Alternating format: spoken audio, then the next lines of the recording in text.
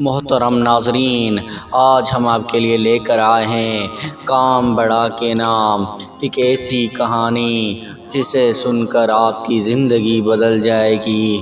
محترم ناظرین، اس ویڈیو کو اینڈ تک ضرور دیکھیے۔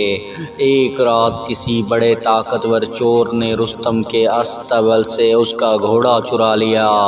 اگرچہ رستم اس وقت جاگ رہا تھا، مگر اس کا خیال تھا کہ میرے منہ زور گھوڑے پر کوئی سوار نہیں ہو سکتا، اس لیے چھپ کا تماشا دیکھتا رہا۔ لیکن جب چور سوار ہو کر اسے باہر لے گیا تو رستم خاموش نہ رہ سکا۔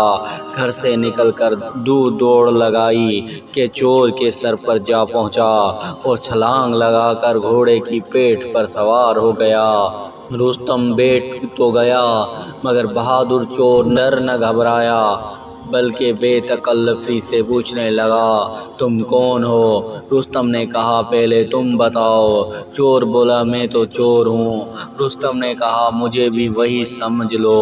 رستم نے چور کو اتنا نڈر دیکھا تو چپکے سے اسے 5-7 زور کے مکے لگا دیے، مگر چور انہیں بھی کچھ نہ سمجھا اور کہا بھی تو یہ کہ ارے میاں، یہ کیا مسخرہ پن ہے، آرام کے ساتھ کیوں نہیں بیٹھتے؟